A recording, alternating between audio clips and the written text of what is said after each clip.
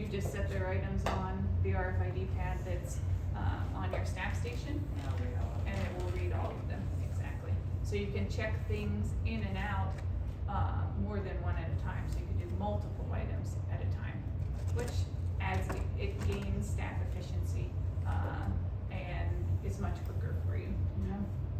The other thing is RFID has that circulation and theft prevention component, okay? So circulation from the standpoint of being able to check in and check out, and then also the theft prevention when you have the gates installed, okay? So if an item is not checked out successfully and it goes through the gates would alarm, okay? All makes sense? All right, great. We also say there's greater privacy with RFID, and that kind of comes with the idea of being able to check multiple things out at one time, so you're not displaying all those titles for the surrounding patrons to see.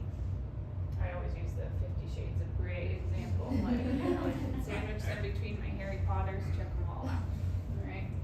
So the different components of RFID, you have the reader and the antenna. Those two components are housed within that RFID pad, okay? And then you have the tag, which you guys are seeing there, and the software, right?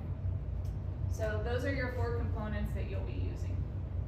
When we think about RFID, and kind of use an analogy of your cell phone, so you guys know that when you look at your phone, you check, the upper corner, like right now I have 2 bars on my phone. So my signal is probably going to be okay, my call quality should be okay. But maybe if I was in the basement, I would know that I'm not going to have good call quality because I have some interference going on. Same thing with RFID. RFID tags could have some interference, or just the environment really could have some interference that interferes with those RFID tags. So we want the RFID tag to be in close proximity to that reader and antenna, okay? Basically, when you're checking something in or out, your item needs to be on top of that RFID pad, okay? We try to not let the signal bleed out from the RFID pad, because we know back rooms are pretty tight sometimes. So, you're gonna have things sitting around the RFID pad. So we don't wanna read those things. We wanna read what's on top of the RFID pad. So with the pads you'll be receiving, we call that a shielded pad. So what we're doing is we're putting metal around the outside perimeter of the pad and on the bottom of the pad. So it's directing the RFID signal up instead of out, exactly. All right, so you can still have those tight quarters in your back room and not have to worry so much about how close things are sitting around your RFID pad. I would usually recommend keeping items maybe 4 to 6 inches away from the pad, just to be sure that they're not going to get read. Okay? Because once an item has an RFID tag on it, the RFID pad could recognize it, could try to pick it up. We put that gum wrapper on this display, like the old Wrigley's gum wrapper, because foil does interfere with, or metal interferes with that RFID signal. So, if someone came in and they really wanted to leave the library without checking something out and not have those gates alarm, they could potentially cover that RFID tag with foil or with some sort of metal and be able to walk out with that item, okay? I only tell you that we don't usually see that kind of behavior where someone's bringing in foil or metal, but you might see something where, just like, if your patron wants to leave the library without checking something out, they're gonna figure out a way. And it's the same thing with RFID, okay? Even with the prevention components, or the theft prevention with the gates. I did bring an item in here, the Guinness Book of World Records that has the shiny cover. So sometimes really shiny covers could interfere with the RFID tags, but you can't tell just by looking at it. This one, I believe, this edition of the Guinness Book of World Records, I don't think this metallic text interferes.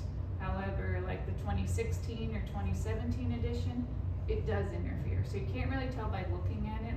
So normally we just say, go ahead and tag your entire collection. And then if someone checks this out and the the RFID, or wants to check it out and the RFID pad is not detecting that item, you can always scan the barcode to check it out to them, okay? So it doesn't, you know, it's not going to make it so the item can't circulate.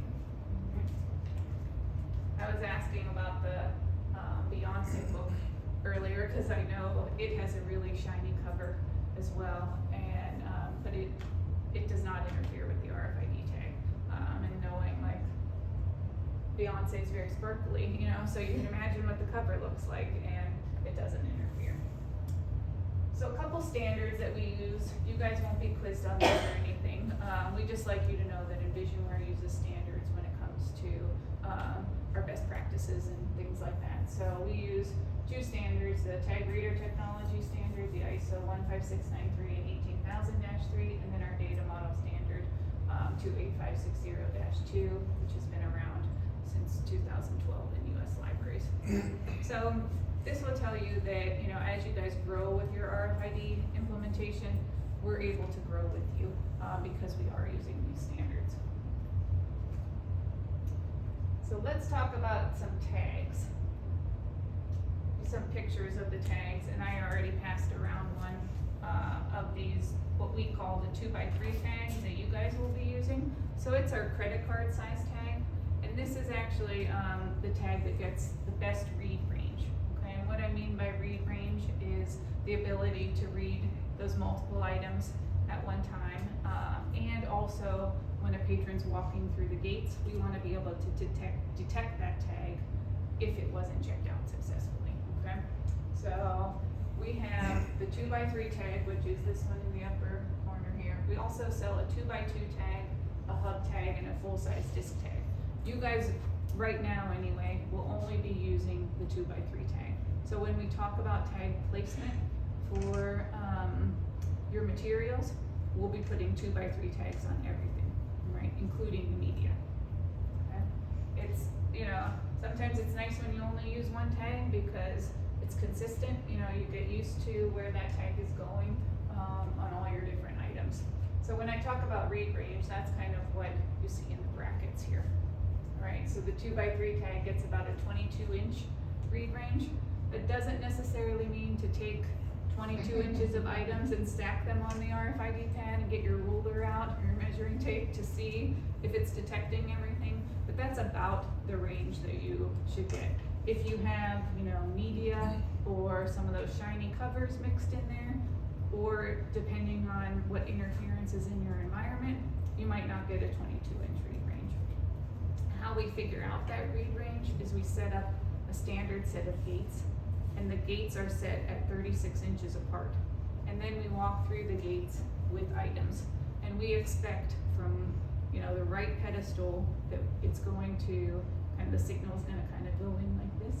I don't know why when I do a signal I, you know, go like this, but that frequency. So we want 22 inches off of each of those pedestals. So if someone's walking through the center, it should pick up those items, okay? Even if you're carrying them in your backpack, you know, down in a bag, all that kind of stuff. So that's where we want that, that read range and that detection. Okay, before we get into what goes on the tag, any questions about kind of those general pieces? No? So in situations where you have a foil book, is it a best practice to put it on the outside, or is I'll get to that in just a second. Yeah. So that comes in with more tag placement stuff. Okay, so what we're encoding on the tag, we have the item ID, which is your barcode. Okay, so that's the link between your RFID tag and your ILS system. Okay, the ILS doesn't really know that you have RFID tags in your items. Okay, it's just that it will eventually know that there's an RFID pad connected. So then when you lay items that have tags in them, the RFID pad is going to communicate and read those items. So we'll talk about that here in just a second a little bit more. The DSFID, which identifies the standard that's in use, those ISO standards we talked about. And then we have the owner institution. So that's your OCLC identifier. You guys will have what Envisionware calls an RFID profile. And I base, or each base library that we'll be going to, will have its own profile. So you'll see a list of 60 libraries to choose from, when you use the cart, and you just pick your appropriate library, okay? So that's where your owner institution comes in. It feeds in through that RFID profile. Then we'll select the type of usage, which is circulating or non-circulating. So your circulating collection versus your reference collection. And then the media format, so book, DVD, audiobook, that kind of thing. The set information is whether you're tagging an item with one tag or more than one tag. Okay, most of your materials will just be one tag, okay? I don't know that you'll ever use sets, but we can talk through it just so you know how to tag something if you wanted to tag a set. And that's basically just saying, okay, this item has one barcode, but it has two things that I want to tag, and kind of link those tags together with that one barcode. Say if you had like a DVD set that is like a TV series, but it comes in multiple cases.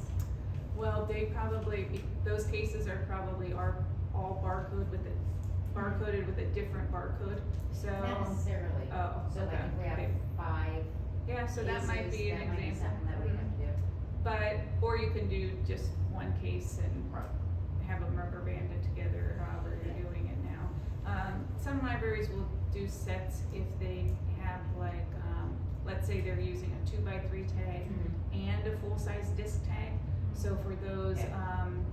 items that are a book with the CD in the back, they'll tag that as a set, where the book has the 2x3 tag and the disc has that full-size disc tag. Yeah. So then when the item's checked out, the system's looking for 2 tags rather than just one.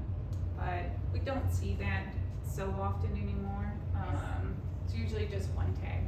I mean, in those circumstances, would it be beneficial to just use one tag? I mean, if that's what you're tracking as far as, if someone was to steal the CD. Right. But if it's not a high case of theft or anything, then a one RFID tag would be sufficient. Right, and sometimes libraries will do it because when it comes back in, the system will alert you if it's not seeing 2 tags, so then you'll know, oh, maybe they left the disc at home.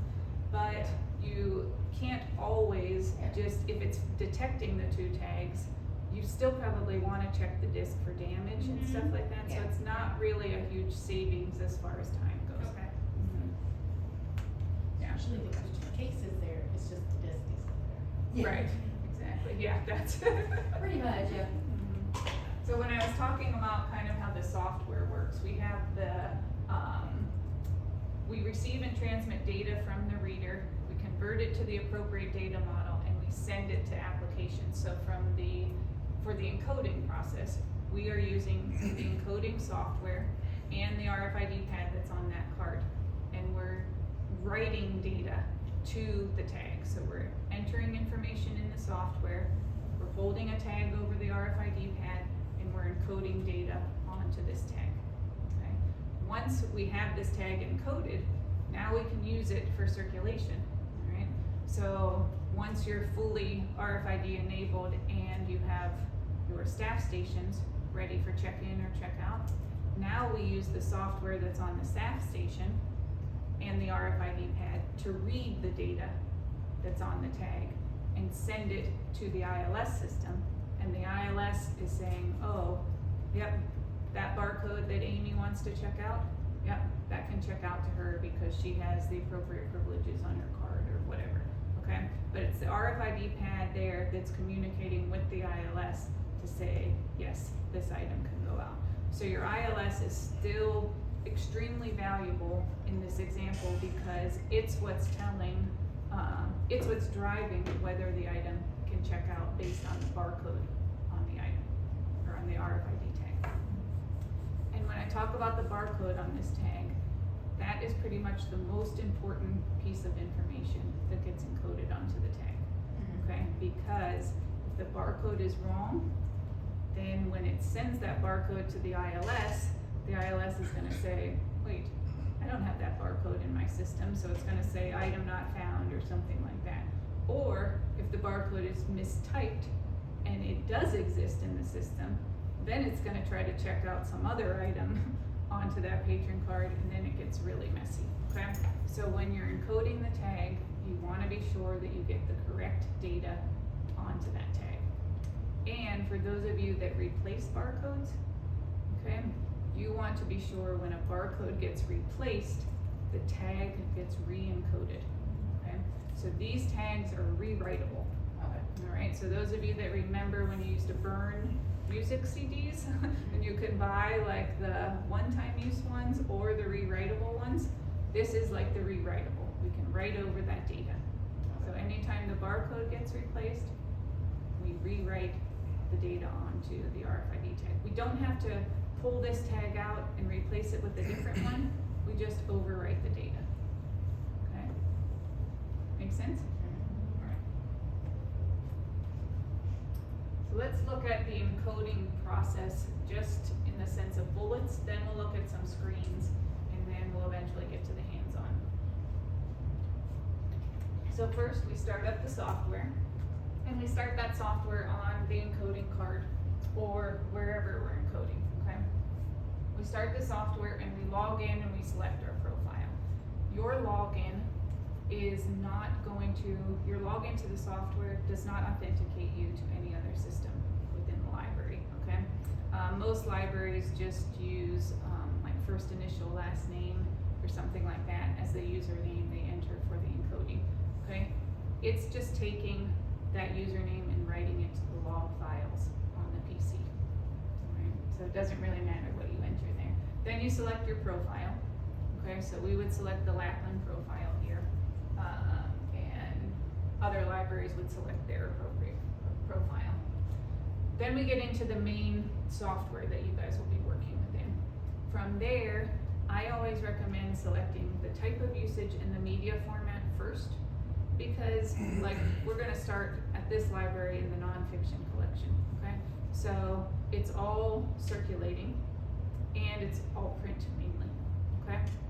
So then once those two fields are set, they'll stick for the duration of your session.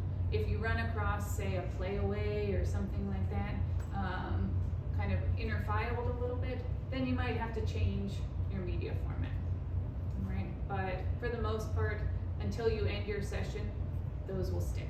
Then we click back in the primary item ID. That's when we scan the barcode, grab a tag off the tag dispenser, hold it over the RFID pad, let it encode, place it in the item.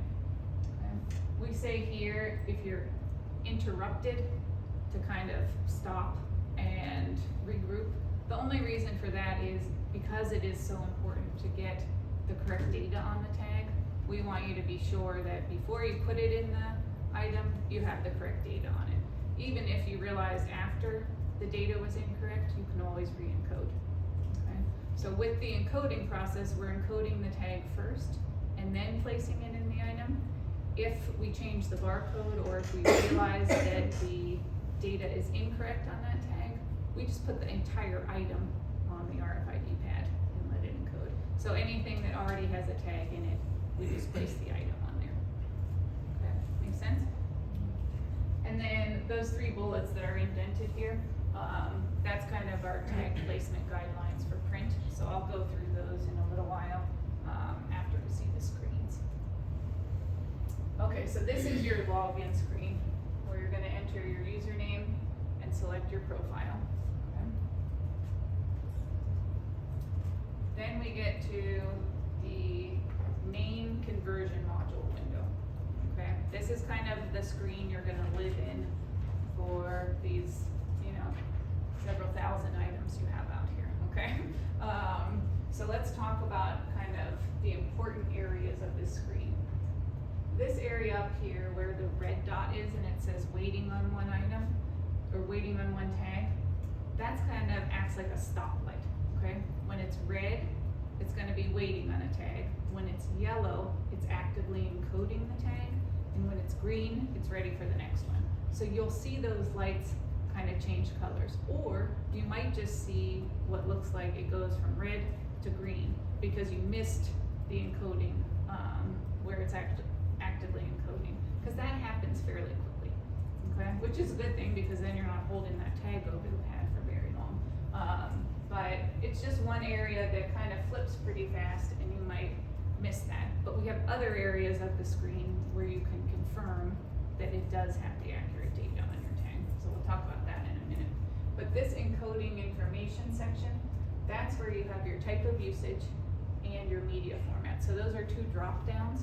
So you'll be able to pick, okay, what's my type of usage? And usually you're picking between circulating and non-circulating. So it's in that list, it says item for circulation, item not for circulation, okay? But the majority of your collection out here is circulating. So you're gonna pretty much be using circulating, I would say, more than 80% of the time. And then your media format, you have a really long list of media formats, and they're Onyx media formats. So they have like a identifier number and that's what order they're in. So they're not in alphabetical order. So when we look for them, we're primarily going to be using book as the format, but we'll use DVD for your media. For audiobook, we'll use like audio CD. I'll give you some examples, and I'll also give you a little kind of cheat sheet that kind of talks through this training and it acts like a little quick reference guide, okay? So I'll give you some examples based on some of the items that we brought in here. So Playaway doesn't show up on the list, so we'll use like digital audio or something like that, okay? So we select these two fields, then we click back up in primary item ID, and that's where we scan the barcode. When we scan the barcode, as long as we're using a barcode scanner, it automatically hits enter, you know, just like it does when you're checking things in and out. If you were keying in the barcode, then you would have to hit enter, okay? So once it has the barcode in there and it's ready, we're ready to hold that tag over the RFID pad. We hold it over the pad, that's when these lights change. And once it's done, it's gonna have the green light lit up where it's ready for the next tag. So when we pull that item away, or that tag away, it will go back to red. So it's waiting on the next tag. So now I have this tag that's been encoded, but I'm kind of like, do I really know that it has the right barcode on it? Up in the upper right-hand corner, it will show you the last encoded item ID. So then you could kind of confirm, okay, this item that I have in my hand matches what it's showing as the last item ID up in the upper right-hand corner. I can also see down in the session log, it will show the item ID as well. All right, so now I know this tag matches up, so I can place that tag in my item. Okay? And then once I stick it in there, and I put this item back on the shelf, I just grab my next one. I'm still in that same collection, it's still a book. Now all I have to do is scan. I don't have to touch the keyboard or the mouse. Scan my tag, or scan my barcode, grab a tag, hold it over the pad, let it encode, kind of eyeball that looks good, and go ahead and place it in the item. And I just keep doing that, okay? So it's very repetitive, but when you're first starting out, yeah, and when you're first starting out, you kind of, your eyes aren't trained as to where to look on this screen, you know? So that's what you're getting used to when you're first starting out doing these items, okay? But as you go along, you know, you're picking up speed, you know, yeah, you're kind of like that muscle memory where you just kind of know what you're doing, but that's where you can make mistakes, you know? So we do have the, you know, I would stress to kind of just eyeball that last encoded item ID just to make sure that everything is looking good, all right? What I have noticed is when people get in a rhythm when they're tagging is they'll scan the barcode, grab a tag off the tag dispenser, and never hold it over the RFID pad. So they're putting a blank tag in the item. And then they realize when they get to the next one, they're like, wait, that barcode, why is that barcode already in there? Well, it's because it never cleared the field because they never held the tag over the pad, okay? So that's the step that gets missed, it seems like, right? So we wanna do all of the steps. Just kind of finalizing what else is on the screen here. We have the static encoding data, and that's built into your RFID profile. And then down here, we have the session information. So it shows what time the session started, how much time has elapsed, and the number of items that you've encoded, okay? So that number of items encoded is sometimes kind of fun because you can actually see your speed increase. So if you start encoding tags today, you know, maybe you do, you know, I don't know, 100, and you're like, wow, that took forever, you know? But then tomorrow, you know, you do 125 in that same amount of time. So it's kind of nice to see your speed increase. The other thing is, if you're trying to track how many items have been encoded, you can write that number down at the end of your session and kind of keep track of how far you've made it through the collection.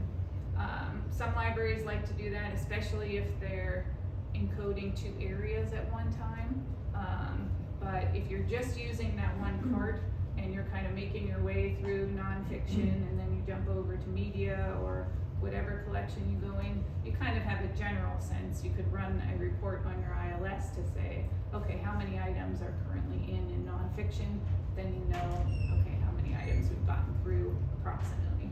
The other thing from a tracking perspective is the roll of 2x3 tags has 1,500 tags on them. Okay, so you could count how many rolls of tags you're going through as well to keep track a little bit.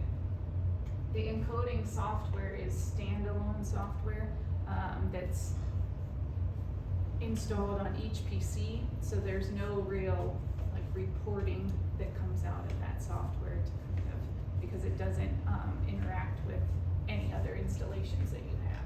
Okay. So that's the encoding screen. Let me advance one slide and you'll see that yellow dot. So it changed from red to yellow. Okay. And then from a performance perspective, your print materials, using that encoding cart and being in the stacks, you can tag about 1,200 items in an 8-hour period. Okay, it doesn't mean that one person has to stay out there for 8 hours, okay? Just in an 8-hour period, it's about 1,200 items because you're right there next to the stacks and just pulling things and putting them back. If you were bringing items to the desk, you know, there's travel time, you're loading it on the cart, bringing it to the desk, so that number tends to decrease a little bit. Your media is more like 800 items. Okay, and the reason for that is you're opening cases. Yeah, you're like roll your eyes already. You know, opening the cases, sliding the artwork out. It's a lot more. It's just handling of those items. Okay, and then we do recommend to have a quality assurance person, especially when you're starting out. Just kind of go out and, you know, you guys are going to be starting in nonfiction, so get through a couple shelves of nonfiction, then have your QA person go out and grab a few items and then read the data that's on the tag to make sure that everyone's starting out and we don't have to do any kind of retraining. We just want to make sure that data is correct. If you introduce a new tagger to the team, then you might want to check their work as they're getting started as well. Okay? If you ever end up having like a book processor process some of your materials and start doing some tagging for you, you also want to do some quality checks on their stuff as well. Okay. So how we do the quality checks is through what we call tag query, and that's a module within the encoding software. Okay, so tag query queries the data that's on the tag. Okay. So it's going to come back with information that looks similar to this. So how you use tag query is you take an item that has an RFID tag already in it, and you lay that on the RFID pad, you click query, and it's going to pull back this data. Okay, so it shows you the serial number of the tag, which doesn't really mean anything to us, but it is showing you the data model that we talked about earlier. And then underneath here, it shows you the data encoded onto that tag. So pretty much the stuff above the gray line is kind of like tag data model stuff we don't care about too much. We care more about what's below this gray line. specifically that primary item ID. Okay, we wanna be sure that that item ID matches the barcode. Alright, and then we check the type of usage in the media format. Okay. If we had a situation where we were encoding in nonfiction and we accidentally encoded an entire shelf as items not for circulation, I would say, go re-educate the team, make sure they're choosing the right type of usage, but I wouldn't necessarily say you have to go back and re-encode all of those things, because the type of usage and the media format are just informational fields on the tag, okay? It's your ILS that's truly saying, can this barcode circulate or not, okay? So even though the tag data says it can't circulate, you're still sending that barcode to the ILS, and the ILS is saying, yes, it's a circulating item, so it's gonna allow it to check out, okay? So if you found like 5 items that were incorrectly set, then I'd probably say, well, for consistency, it won't take you too long, just go back and re-encode those, okay? But if it's a lot of items, I would re-educate, but not necessarily spend your time, okay? All right, so that's tag query. So here's where we would start our kind of live demo, but instead we're going to pretend that we already encoded some tags, and we're gonna talk about the tag placement on your materials, all right? Does anyone need to do some jumping jacks or anything? I know. It's chilly in here. I didn't want to know when I opened the door. Didn't see it was good. Yeah, that's right, you gave us a warning. No, it's fine. So let's talk about tag placement on your print materials, okay? So I pulled in some of the nonfiction items here. And this is a standard hardback book. It doesn't have a dust jacket or anything. So for your print materials, we are going to tag on the inside back cover, okay? And we're gonna tag about 1/4 inch from the spine, and typically the lower 2/3 of your item, okay?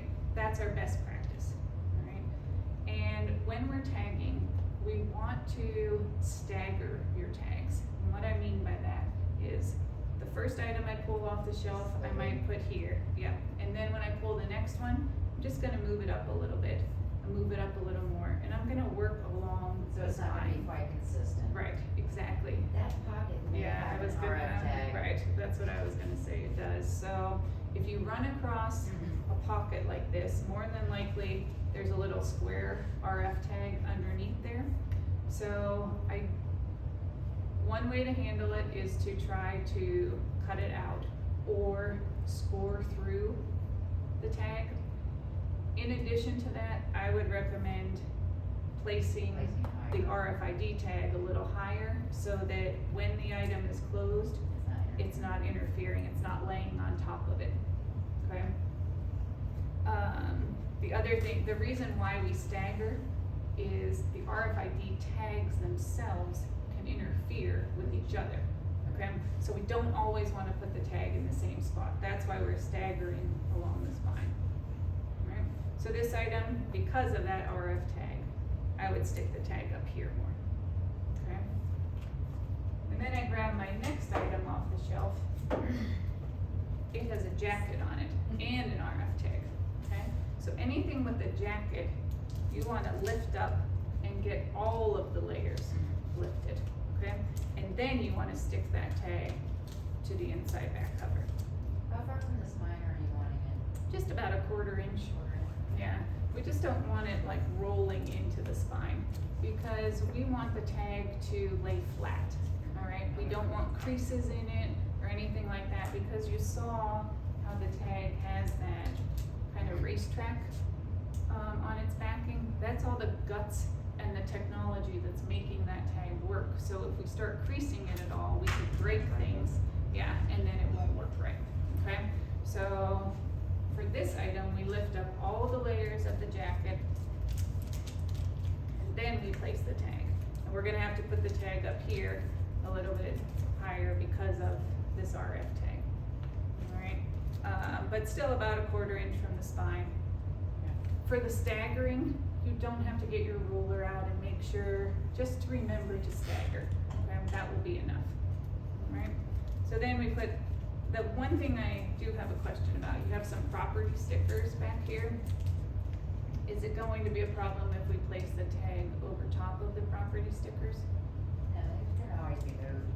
Okay. They should have property stamps on the copyright page also. Okay. but Not necessarily.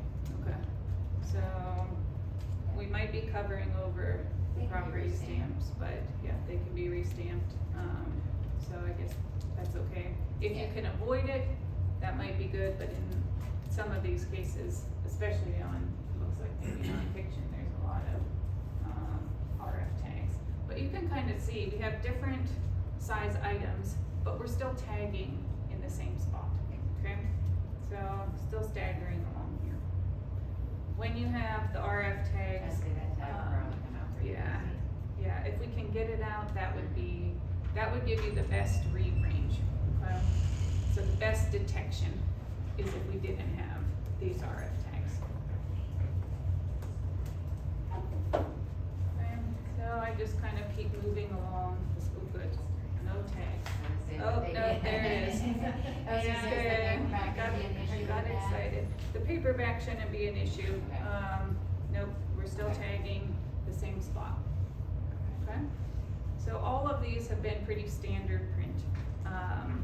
We haven't had anything here that has, any information on the inside back cover, so it's always been blank, like, except for this stamp, alright? Things that have to be re-stamped. Yeah, which we can re-stamp.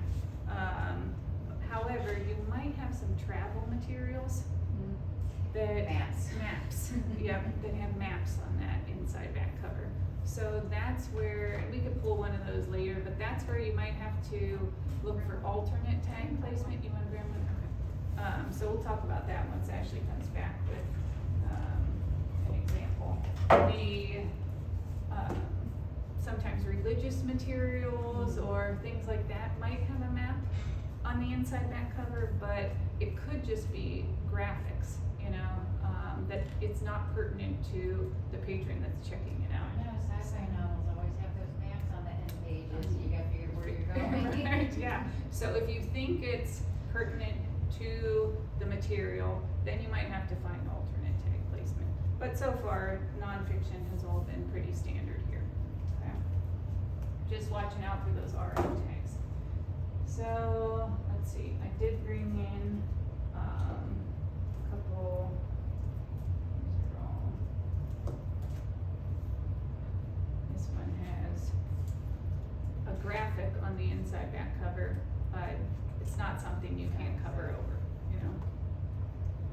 However, when you get into the board books, Yeah, board book.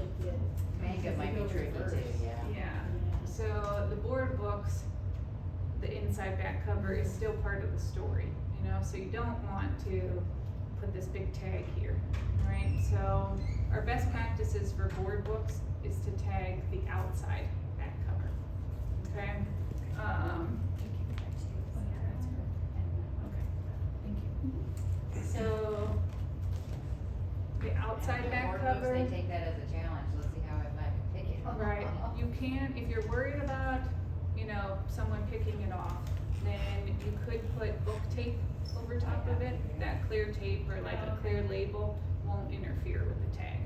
But you get into, you know, smaller board books, and then you start running into, okay, where can I actually put this tag?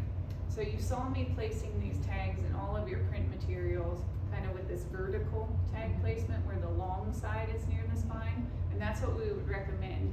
But with the board books, you might have to turn it horizontally. It's not really going to impact things much if you turn it horizontally. And also with the board books, you wanna stay away from that ridge, like use that ridge as your spine, okay? So a 1/4 inch from that. Because you can't really put a tag here, alright? So, and if the ISBNs are important to you, you'll wanna stay away from those as well.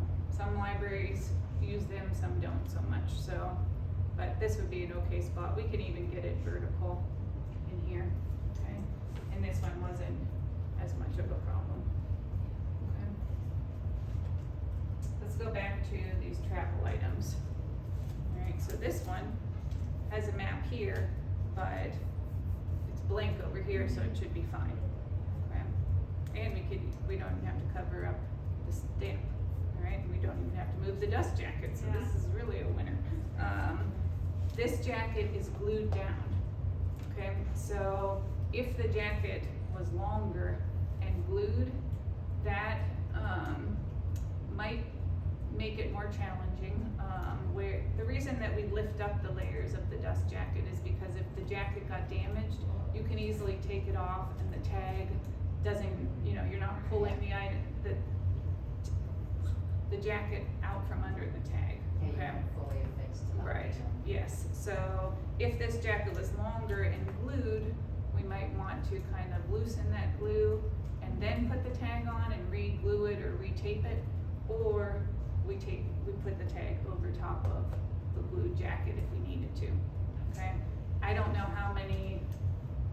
what your processing is like. Is the gluing more recent or is that older? They came That's pre-processed some like that. that's some is not, Yeah. so prohibited. If Okay. it was our dust jacket, we would, use the book tape. Book tape, yeah, so depending on how many items like this you have, you guys can kind of decide what you wanna do. Do you have any leased materials? That one. That we're is rolling this right now leased? to Yes. lease. Okay, so when you said McNaughton, I was wondering, yeah, so on leased materials, you may wanna ask McNaughton Okay. where they recommend you tagging.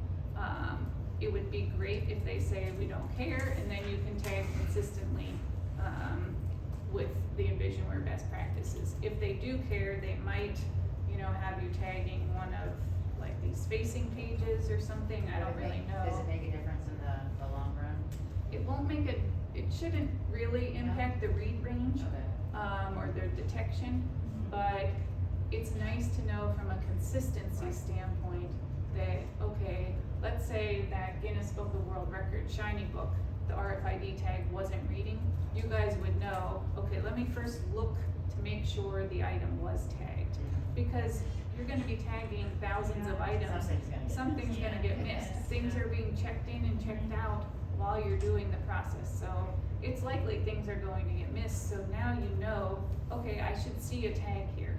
But if you start changing where the tag placement is, then that takes a little more time to try to look to see, well, where did that tag go? So anytime we can tag on the inside back cover for your standard print, that would be great, okay? And then just know travel items, they're probably the wild card, you know, when it comes to kind of more of that standard print stuff. This one has the map on this side, so then you're probably going to have to tag this page. And, you know, tagging on here would be, at least when someone opened the item, or a staff member, they would at least see it over here, where when you start flipping more to try to tag on this blank page, then it gets hidden a little bit more and you guys don't really know And it if would it's make a tagged difference or if you not. put it on the left side versus the right. Well, over here, we don't, I mean, I guess we could. Could we put it behind? We could Okay. put it behind it Yeah, if this but- map, yeah. Okay. Yeah. Mhm. Yeah, if we can get it there. And it's outside of. See, That one may not have a This doesn't tag. have a tag, No. so. That's probably Okay. after our dates broke. So this is, you know, as you're going through the collection and you see things, you are gonna have to stop and kinda look a little bit, maybe hold this stuff up to the light to see if there's an RF tag behind there, just to be sure you're getting outside of that. But yeah, this one, you could slide this map out and potentially, yeah, find a spot behind it. That would be okay. Okay, so all of these children's items or juvenile items that I brought in, they're all pretty standard.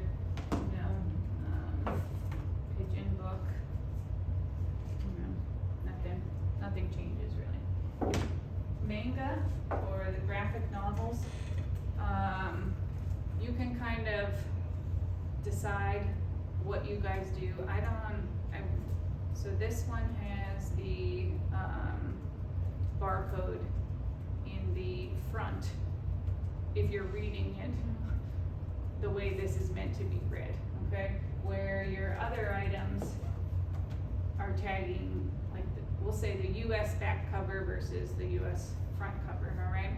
So you could change your tag placement if you want, based on you changing your barcode placement, you know? Or you can just say, we're gonna put the spine on the left, and we're gonna open the book and tag it, okay? So, yeah, so it kinda, whichever one you guys prefer, like this has an RF tag here, which is really the front cover, you know, so it will be okay either way, all right? But if you could find a consistent model, that's what I would recommend. Okay, and you don't have too many of these, so it's not like it's a giant collection. Right? Yeah, this one. Okay. All right, questions about standard print tag placement? Seem reasonable? Okay, we know we need a stagger. We're gonna do the long side near the spine, unless it's a picture book, then it changes a little bit where we try to do the long side, otherwise we'll do short side. Okay. I tried to find like a small, you might have ones that are smaller than this, but you know, this was Hopefully pretty not. I think small. that's the Yeah, I smallest. tried to look for the smallest, but, Maybe Alright. the square one, but I Yeah. think that's. or like those Bob's books, Oh, things like yeah. that, they, Yeah, you I know. kept those as a kid. Yeah, Right. yeah, I kept yes, those- yes, yeah. So, let's move into media then. So with your, kind of standard media, you know, we'll say single disc, DVDs. Okay, we are going, since we're using a 2x3 tag, we can't tag the disc itself. So we really have to tag the case or the artwork. Okay, so we're going to, Ashley and I talked about just tagging the artwork, okay? Rather than the case. And from, you know, different library perspectives, some libraries may tag the case because the artwork gets damaged more often. So if your case gets damaged more often, then you wanna tag the artwork, okay? So we wanna try to tag whatever gets damaged the least often. Since the tag is going on that spot, then if the case gets damaged here and we tag the artwork, then we just slide the artwork out, slide it in a new case, we're ready to go, okay? If we tag the case and the case kept getting damaged, then. Wow. That's really exciting. I saw Slip earlier and I was like, am I going crazy? Well, it's a good thing they both, stepped away from it. Yeah. Yeah, right, we Oh got my out at the gosh. right time. Wow. Keep going. So, lost my train of thought, but you can tag the case or the artwork, and we're gonna tag on the back side of the front, okay? So, from this perspective here, we would wanna tag the back side of the front of the artwork. Right, and whatever words you need to use to describe that, to everyone you can, but this one is kind of glued a little bit, so we kind of have to lift up on the artwork, and we'd end up putting the tag horizontally in one of the four corners. That's our staggering, okay? So this one I could put here, maybe the next one I move over this way a little bit. Anything with an RF tag that if the tag doesn't get removed, I would only stagger between the upper corners. I wouldn't stagger down here. Okay? And the reason that we're doing horizontal placement is because we want to try to get as much of the tag outside of the metal disc as we can, and we just get slightly more doing horizontal than vertical when the case closes. You know, so the tag's in there and it really ends up, you know, about like this. So when the case closes, there's a fair amount of that tag outside of the disc, okay? And with these types of cases, I would normally recommend tagging the artwork anyway, because there's not a lot of plastic for the tag to adhere to when you have kind of these open cutouts, alright? Here's another disc that has, it's a different style case, but we're still gonna tag the artwork, because that makes it consistent for us anyway, okay? So we can stagger on this disc in one of the four corners on the artwork, horizontal tag placement, okay? Because there's no RF tag to avoid. Even though this has multiple discs in it, doesn't matter, we're gonna treat it the same way. Same thing with Blu-ray. Alright, we're still gonna tag the artwork. And it's just gonna end up back here. Okay. Questions on kind of standard tag placement on DVDs? Okay, let's move on to the audio books. Or this is a TV series, we'll do TV series next. Okay, so this is a lot of discs. Alright, so, and a nice sturdy case, fitting all these discs, so that's nice. And we're still going to tag the same way, for consistency's sake. We're gonna tag on the inside of the artwork in one of the four corners. With your discs, when you go to check in and check out, you might notice that maybe there's some more, we're seeing more interference when we check something out like this that has, I don't know, 16 discs in it, okay, than we do when we check out board book or something like that. So just keep that in mind. When you get trained on checking in and checking out, you will probably hear that, okay, if things aren't checking out, like if you have a nice neat pile and it's not reading all of these, fan them out a little bit, okay? Maybe it's interference from the content itself, or the tags are lining up just right for whatever reason, or interference in the environment, okay? So you can fan them out, or you can make multiple stacks, but you have ways to get around it, I guess, right? So let's look at a couple other multi-disc things. So we have some boxes out there, box sets. Notice on these, you have to, your barcode is all the way in here, okay? So you already had to open this up to check it out to the patron by finding the barcode, because the box isn't barcoded. You could tag the box itself, however, it could just come back with the box itself, and you know, you guys are gonna notice that at that point. Or you could try to find a spot for the tags somewhere in here, like maybe down here. But once all that gets folded up and placed inside, you know, we'd have to see what the read range looks like when you're doing that. I don't know what I did there, but it's on that side.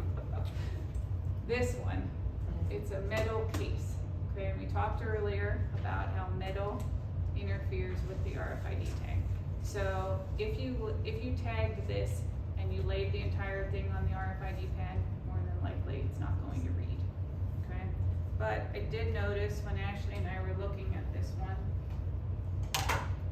has the box on the inside, so again, the barcode, this one, it's all the way So down you here. make sure that you double check on them. Right, yeah, we're encouraging that, right?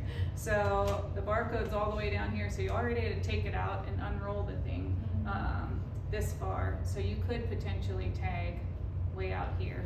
But you just have to know that, okay, on some of these box sets, I have to take it out of whatever case it's in if it's not reading, okay? These are a little bit of, ones you have to get a little more creative when you're trying to tag. And you just have to know when you're checking it out, okay, what do I have to watch for?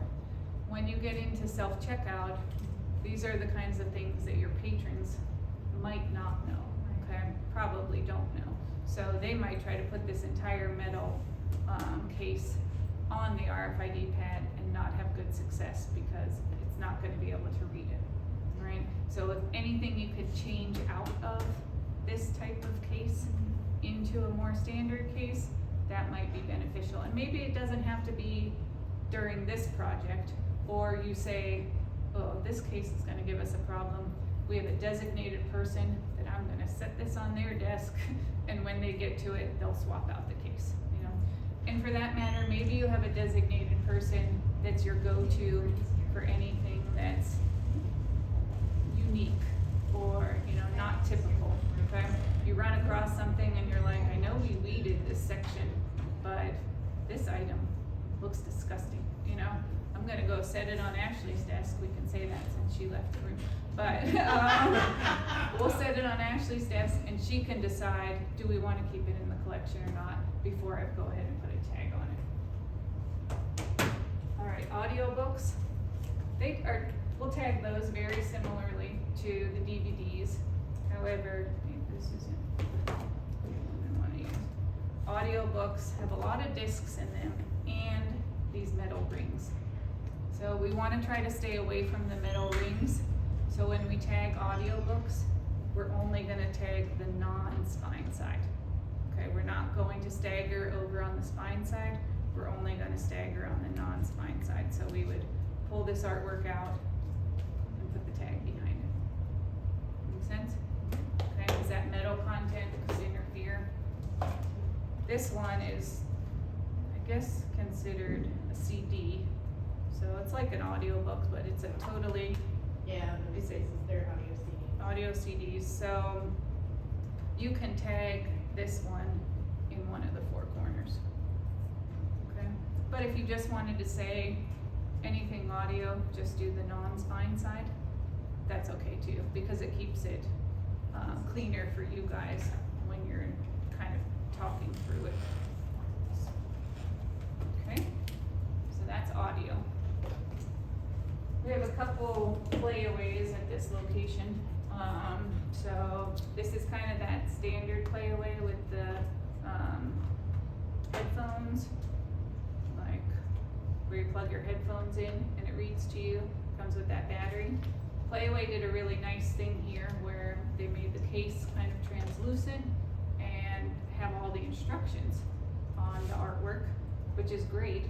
However, it makes it more challenging for us to find a spot for the tag. Alright, so if we wanted to be consistent, we could tag like right underneath the battery on the artwork, because there's no text really down there.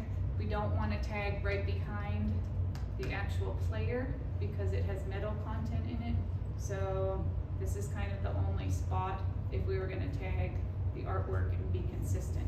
We could potentially maybe find a spot down on the bottom here somewhere, but this might get us a little bit more room or more tag outside of that battery.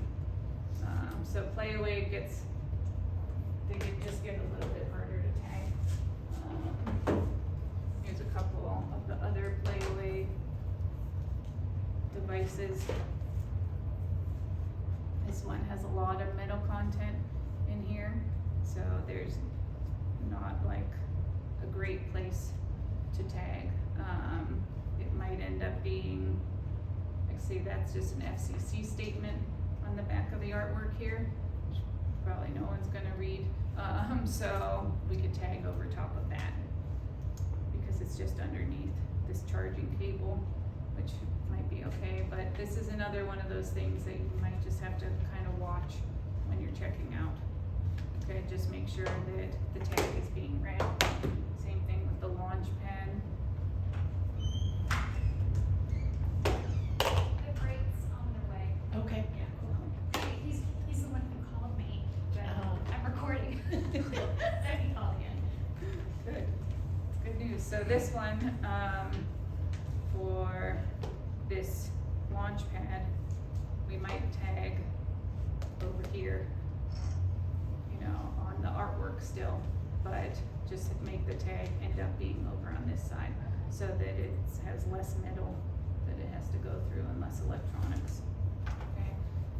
you know, you're gonna have things in your collection that we have to do alternate tag placements for, or just kind of get creative, Yeah.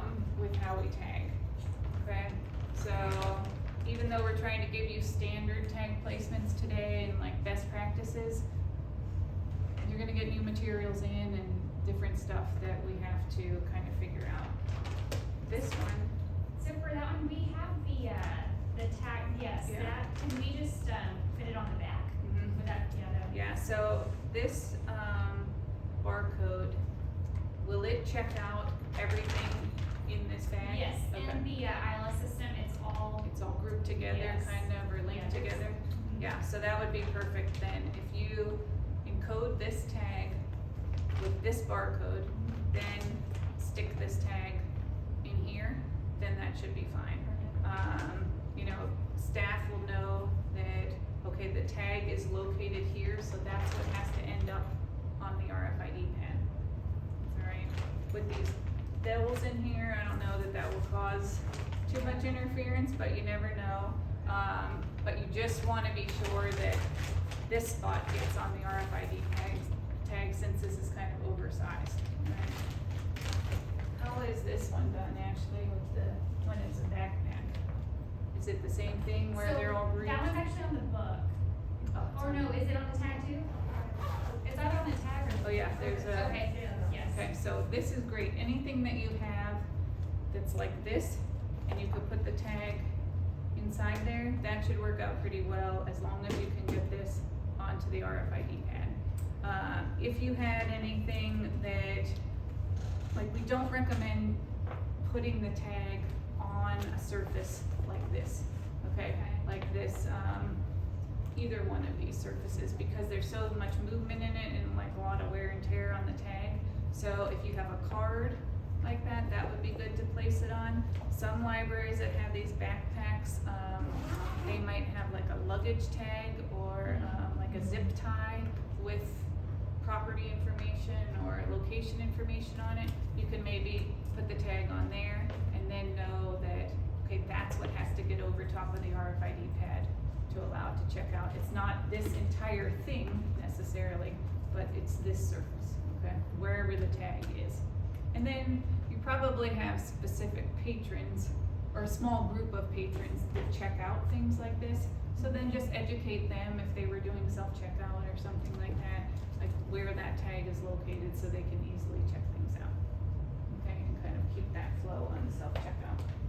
I think I gathered most of the collection that was a little more, like, got enough standard print materials, and I tried to pick up things that were a little more unique. Is there anything that you can think of that I might have missed or wanna talk through? Board games? Yeah, Board games, so they have a barcode on them? yes, yes. So you can tag the box, like maybe the inside of the box, Okay. for the board game, but it's the same thing, you have to get that spot over the RFID pad. If you have any board games that are in a metal tin, then that, So, it may require more work on the patron, but we do have inventory sheets, okay. that go into all the games. Oh, yeah. So could we put the RFID tag on that? You could, is that inventory sheet loose, or is it? It's loose and, we, Laminate. laminate it. Okay, yeah, you can put it in there. It would just kind of be knowing, like, sometimes maybe the sheet would be in the right spot where you could put the box on the RFID pad and it would just check out. If it didn't, you might have to remove the sheet and let that read. Yeah, and the staff patch he's talking about is the same pad that's actually in the kiosk. Yeah, So it's so the gonna be the footprint same. is the same size, it's like an 8.5 by 14 or at least that big. So it's a pretty good size RFID pad. Like on the board games, you might wanna check those out one at a time, just because you don't quite maybe know where that inventory sheet's going to be. Right. But if they're, you know, if they're all fitting on the pad and there's no metal in it, then you might get a pretty good read range if you were even checking out multiple ones. Anything else you can think books would be the same as like the books, right? Yep, they would be, they're the kind with the digital, Mhm. like along the side, yeah, they would be the same. If you have any of those books that are like the ones that, are material that you can like wipe off, I forget what they're called, but they would be tagged the same. It's just with the RFID tags, you don't wanna get them wet. Like you don't wanna submerge them in water and things like that because that can cause the adhesive to give away. So like some of our customers that use the full-size disc tags and they have those disc cleaning systems, you know, we don't wanna submerge that tag in a solution. Okay, so same thing like with your board books, if they get dropped in the bathtub, you know, or, you know, your adult fiction for that matter. Like, you might be able to dry the book out and say, oh, it's still usable, we can still circulate it, that's fine. And your tag, as long as it's working, let it, you know, go ahead and continue to circulate it. But maybe that book or that tag doesn't last as long over time because of that submersion in the water. Okay. Let's see, anything else that you guys can think of? No? So that's tag placement then. So when we get into kind of the live demo and the cart gets here and stuff, then we can actually practice doing this. So we'll practice using the software.